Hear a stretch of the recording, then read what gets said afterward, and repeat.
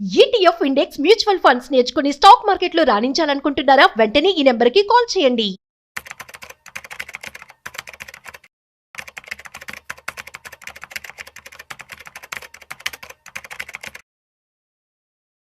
నమస్తే, welcome to Suman TV. నేను విష్ణు. ప్రస్తుతం మనతో పాటు నెక్స్ట్ జెన్ సొల్యూషన్స్ నుంచి ఫైనాన్షియల్ అడ్వైజర్ మెరుపుల మధు గారు ఉన్నారు. సార్తో మాట్లాడదాం. మధు గారు నమస్తే సార్. నమస్తే విష్ణు గారు. Welcome to Suman TV. Thank you అండి. సో మధు గారు, ఇప్పుడు ఈ రోజుల్లో నెలకి 2 లక్షలు 3 లక్షలు శాలరీస్ రావడం అనేది చాలా సర్వసాధారణం అయిపోయింది. కరెక్ట్. అంటే సంవత్సరానికి ఒక 25 లక్షలు, 35-36 లక్షలు జీతం రావడం అనేది చాలా సర్వసాధారణమైన విషయం అయిపోయింది. కాబట్టి సో ఇక్కడ పెద్ద పెద్ద జీతాలు వచ్చే వాళ్ళు ఏమనుకుంటుంటారంటే, సరే మనకి నెలకు ఒక 2-3 లక్షల జీతం వస్తుంది కదా, బ్యాంకు నుంచి ఒక 25 లక్షల రూపాయలు లోన్ తీసేసుకుని మన ఊర్లో ఏదైనా ఒక స్థలమో పొలమో, ఏదైనా ఒక ఎకరా స్థలమో పొలమో, ఇంకేదైనా ఖాళీ జాగా కొనిపెట్టేసుకుందాము. ఒక 5 సంవత్సరాల పాటు ఈఎంఐ కట్టుకుంటూ పోతే end of the year last EMI తర్వాత కంప్లీట్ ఆ ప్రాపర్టీ మందైపోతుంది, దాని మీద ఓనర్షిప్ మందైపోతుంది, మనకంటూ ఒక స్థిరాస్తి ఉండిపోతుంది. రేపన్న రోజు మన పిల్లలకి మనం ఆ ప్రాపర్టీని అప్పచెప్పచ్చు అనుకుంటుంటారు. కరెక్ట్. ఇంకొంతమంది ఉంటారు నాలాంటి వాళ్ళు, బ్యాంక్ అంటే భయం, లోన్ అంటే భయం, ఈఎంఐ అంటే భయం, నాలాంటి వాళ్ళు ఉంటారు. సో నాలాంటి వాళ్ళు ఏమనుకుంటుంటారంటే, అమ్మో ఈ లోన్లు గీన్లు ఈఎంఐలు ఇవన్నీ మన వల్ల కాదు, 1వ తేదీ వచ్చిందంటే భయంగా ఉంటుంది, ఆందోళనగా ఉంటుంది. కాబట్టి సరే మనకేదో ఒక మంచి అట్రాక్టివ్ శాలరీ వస్తుంది కదా, మన ఈ డబ్బులు తీసుకెళ్లి హ్యాపీగా మ్యూచువల్ ఫండ్లో ఎస్ఐపి పెట్టుకుంటే ఏదో ఒక 10 ఏళ్ల తర్వాత 15 ఏళ్ల తర్వాత ఒక పెద్ద లంసమ్ అమౌంట్ అనేది చేతికి వస్తుంది అనుకుంటుంటారు. కాబట్టి ఎస్, ఇప్పుడు అంటే బ్యాంకు నుంచి లోన్ తీసుకుని ప్రాపర్టీ కొనుక్కోవడం అనేది కరెక్ట్ అంటారా, లేదంటే నాలాగా భయపడుతూ బ్యాంక్ అంటే భయపడే వాళ్ళకి మరి ప్రతి నెల క్రమానుగతంగా ఎస్ఐపి చేసుకోవడం బెటర్ అంటారా? జనరల్గా మనకు బిజినెస్ ఓనర్స్ కానీ లేదా హై ప్యాకేజ్లో ఉన్న వాళ్ళకి కానీ ఇప్పటిదాకా చూడండి, ఒకసారి మనం చూసేసరికి ఏమవుతుందంటే, మన లైఫ్ స్టైల్ను కొంచెం అప్గ్రేడ్ చేద్దాం అనే ఆలోచనకు వస్తారు. ఎందుకనంటే సోషల్ రెస్పెక్ట్ ఎలా వస్తుంది మనకు? సోషల్ రెస్పెక్ట్ అంతా కూడా మీకు చూపించుకుని ఆస్తి ఉంటే, మనకి ఏదైనా స్థిరాస్తులు ఉంటే ఊర్లో టాంజిబుల్ అసెట్స్ అంటారు వీటిని. సో ఈరోజు మీరు బాగా అబ్జర్వ్ చేసినట్టయితే, ఇప్పుడు ఒక 25 lakhs, మీరు ఒక బెస్ట్ ఎగ్జాంపుల్ చెప్పారు కాబట్టి 25 lakhs మీరు లోన్ తీసుకుంటే అరౌండ్ 11% ఇంట్రెస్ట్, ఒకవేళ మంచి సివిల్ అయితే మీకు ఒక 50-55 వేల వరకు ఈఎంఐ వస్తుంది నెలకి 5 సంవత్సరాలకి. రైట్. నెలకు అదే 50-55 వేల రూపాయలు మీరు ఈఎంఐ కట్టుకోగలిగారని అంటే ఈ రోజు ప్రాపర్టీ ఓనర్ అయిపోయింది మీరు. అంటే అందరినీ ఈ ఎక్సైట్మెంట్ ఏదైతే ఉంటుందో బాగా పుష్ చేస్తుంది ప్రాపర్టీ సైడ్, చాలా మంది పుష్ చేస్తుంది. ఎందుకంటే even poor and middle class నుంచి వచ్చిన తర్వాత కూడా ఒక మంచి డీసెంట్ శాలరీకి వచ్చిన లేదా మంచి డీసెంట్ బిజినెస్ ఇన్కమ్ ఎర్న్ చేసిన వాళ్ళు ఇమీడియట్గా ఇంకా లాంగ్ టర్మ్ గురించి వెయిట్ చేయరు. ఇప్పటిదాకా లేని దాన్ని మనం సొంతం చేసుకుంటే ఇమీడియట్గా సోషల్గా రెస్పెక్ట్ అనేది వస్తుంది. ఆ కిక్ అనేది చాలా మందిని మోటివేట్ చేస్తుంది లోన్ సైడ్ వెళ్ళడానికి. మీ దగ్గర డబ్బు ఉంటే ప్రాపర్టీ ఉంటే ఎలాంటి ప్రాబ్లమ్స్ ఉండవు. కానీ ఎప్పుడైతే మీరు ఇంకొకరి డబ్బు పైన ఆధారపడి దాని ఈఎంఐని మీరు నెల నెల మెడకు తగిలేసుకుంటారో అప్పుడు ప్రాబ్లం వస్తుంది. Problem number 1, first of all చాలా మందికి ఈరోజు 25 లక్షల ప్రాపర్టీ నా సొంతమైంది అనుకుంటాడు తప్ప, ఆ 25 లక్షల ప్రాపర్టీ నెక్స్ట్ 5, 10, 15, 20 ఏళ్ళ తర్వాత పెరిగే స్కోప్ ఎంత ఉందనేది ఆలోచించారు. రెండోది, ఇదే 5 సంవత్సరాల తర్వాత లేదా ఈ 5 సంవత్సరాల జర్నీ ఎస్ఐపి మన ఈఎంఐ కట్టే పీరియడ్ ఏదైతే ఉంటుందో, పొరపాటున మన లైఫ్లో ఏదైనా అన్సర్టెనిటీ వచ్చింది, ఇప్పుడు నెలకి 50,000 రూపాయలు కట్టేంత కెపాసిటీ మీ వైఫ్కి కానీ మీ పేరెంట్స్కి కానీ ఉందా అనేది ఫస్ట్ ఆలోచించుకోవాలి. ఇదే మీరు 50,000 రూపాయలు ఒకవేళ మీకు ఈ టెంపరీ ఎగ్జైట్మెంట్ను పక్కన పడేసి ఎస్ఐపి కనుక మీరు అనుకున్నట్టు చేస్తే 50,000 SIP for 5 years around 40 lakh rupees అవుతుంది. ఈవెన్ మీరు 13% రిటర్న్ వేసుకున్నా కూడా, మీరు 15, 18, 19, 20, 25 కూడా పెట్టుకోకండి, 13% వేసుకున్నా కూడా. పాయింట్ నెంబర్ 2, ఒకవేళ మీకు మెడికల్ ఎమర్జెన్సీ వచ్చినా, ఇంట్లో వేరే ఫైనాన్షియల్ సిచ్యువేషన్ వచ్చినా, మీ జాబ్ ఉన్న పలంగా ఊడిపోయినా, మీరు ఆ 3 years 4 yearsలో ఎంతైతే కార్పస్ బిల్డ్ చేశారో మీరు మళ్ళీ సస్టైన్ అవ్వడానికి అది యూజ్ అవుతుంది. ఫర్ ఎగ్జాంపుల్, మీరు ఒక 3 years ఎస్ఐపి చేశారు, సంవత్సరానికి మనం ఎంత చేస్తున్నాం సార్? 50,000 అంటే 12 into 5 6 లక్షలు సేవ్ చేస్తున్నాం కదా.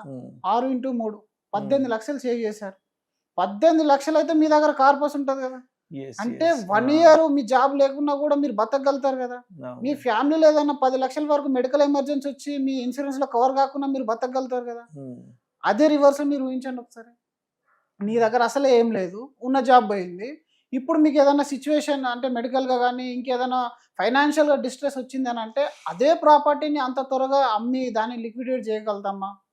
చేయలేరు. రెండోది ఆఫ్టర్ 5 years దాని భవిష్యత్తు ఏంటి అని అంటే ఒకవేళ మీరు ఎమర్జింగ్ ఏరియాలో కొన్నట్టుంటే మేబీ పెరగచ్చు.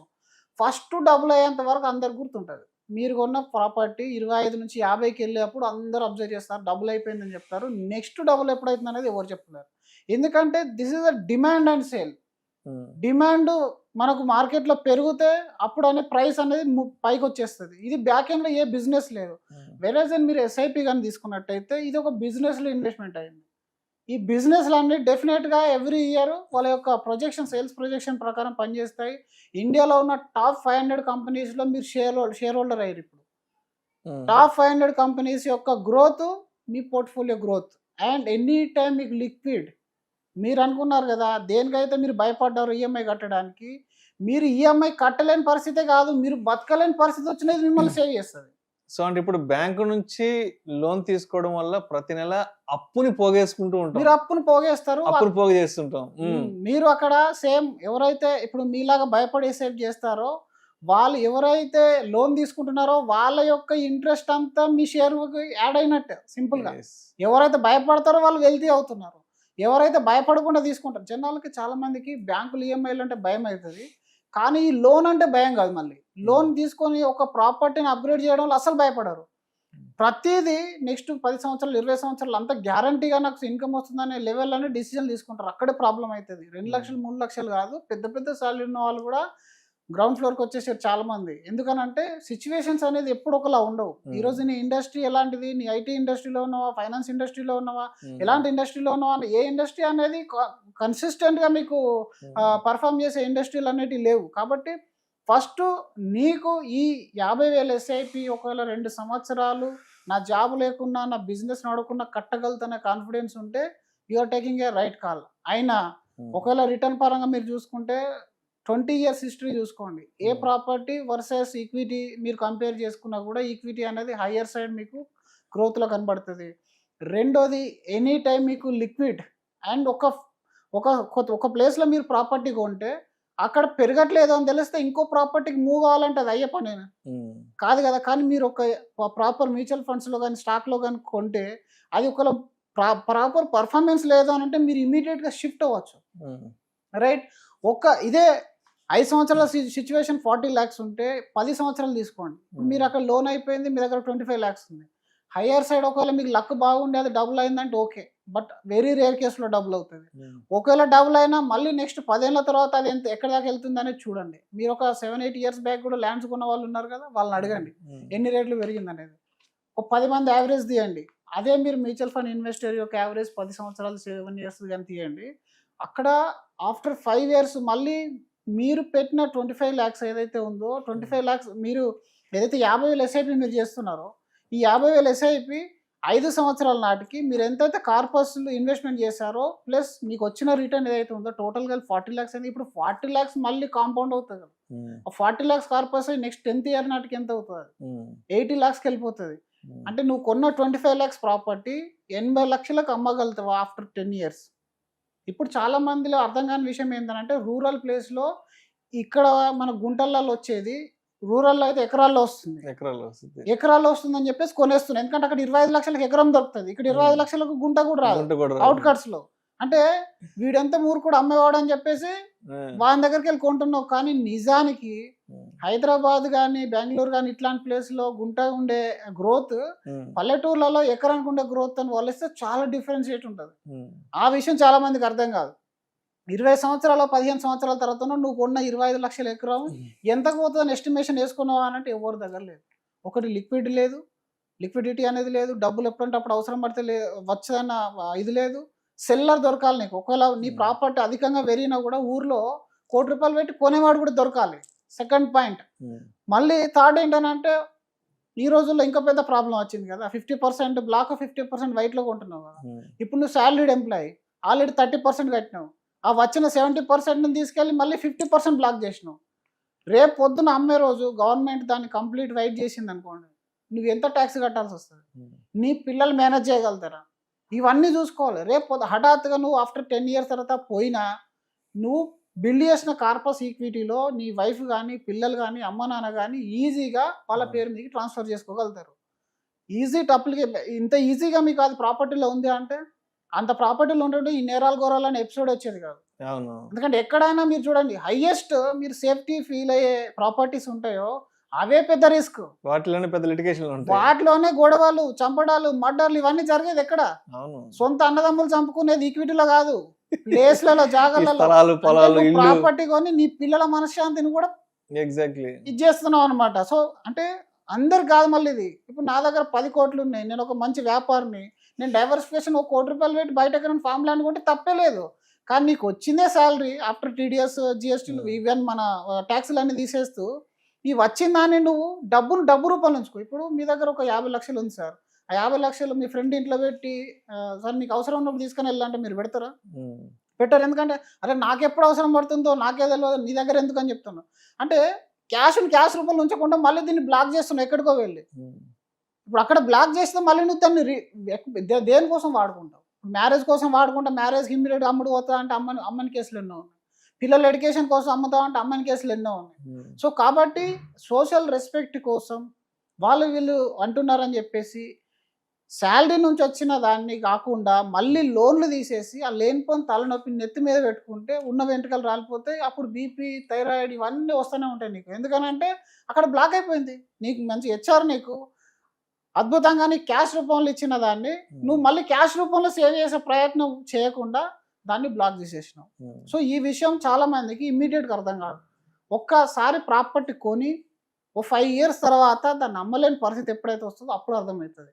సో ఇప్పుడైనా అలాంటి మిస్టేక్ చేయడం మానాలి. ఇప్పటిదాకా మనకు తెలియదు సార్. ఇప్పుడు మన పేరెంట్ కానీ ఈక్విటీ గురించి తెలిసి ఉంటే మనల్ని ఎప్పుడు కూడా గోల్డ్ కొనమని చెప్పేవాళ్ళు కాదు, మనల్ని ఎప్పుడు రియల్ ఎస్టేట్ కొనమని చెప్పేవాళ్ళు కాదు. ఇప్పుడు చాలా మంది పేరెంట్స్ వెళ్ళగానే మీరు ఇల్లు కొనుక్కోండి లేదా ఏదైనా మంచి ప్లేస్ కొనుక్కో, పిల్లలకు యూజ్ అయితే ఎందుకు చెప్తున్నారు? ఆ రోజు వాళ్ళు చూసిన ఆప్షన్స్లో that is the one of the best option.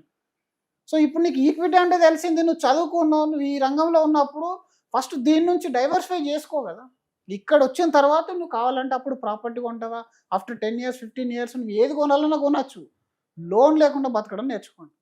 శాలరీలో ఉన్న వాళ్ళు లోన్ లేకుండా ఎప్పుడైతే బతకడం నేర్చుకుంటారో వాళ్ళని మించిన అదృష్టవంతులు ఉండవు ఫ్యూచర్లో.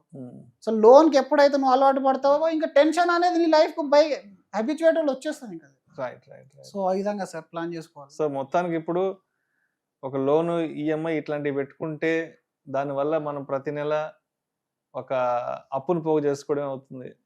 రేపు ఏదైనా ఎమర్జెన్సీ వచ్చినప్పుడు, ఏదైనా డబ్బులు అవసరమైనప్పుడు, అంటే ఇక్కడ ప్రతి నెల ఒక 40,000 50,000 ఈఎంఐ కట్టడానికి ఇబ్బంది పడుతున్నప్పుడు రేపు ఇంకేదైనా ఎమర్జెన్సీ వచ్చి పైన పడ్డప్పుడు ఇంకా మన సిచ్యువేషన్ చాలా క్రిటికల్ అయిపోతుంది. అదే కనుక మన దగ్గర శాలరీ అంటే మనకు మంచి ప్యాకేజీ, మంచి శాలరీ ఉండి మనకు మంచి ఎక్సెసివ్ ఇన్కమ్ ఉన్నప్పుడు ఒక ఎస్ఐపి ఇన్వెస్ట్మెంట్ చేసుకుంటూ పోతే మనకి ఏదన్నా ఎమర్జెన్సీ వచ్చినప్పుడు అప్పటి వరకు మనం పోగు చేసుకున్న ఇన్వెస్ట్మెంట్ అనేది ఆ రోజు మన ఎమర్జెన్సీ కూడా కాపాడుతుంది అంటారు. ఈ విషయం అనేది చాలా చాలా రోజుల తర్వాత అర్థమయ్యే విషయము. కానీ డెఫినెట్ గా దీన్ని మీరు కనీసం నేర్చుకొని ఇప్పటి నుంచైనా ప్రాక్టీస్ చేయాలి. Right sir. Thank you sir. Thank you so much Madhu garu. Thank you అండి.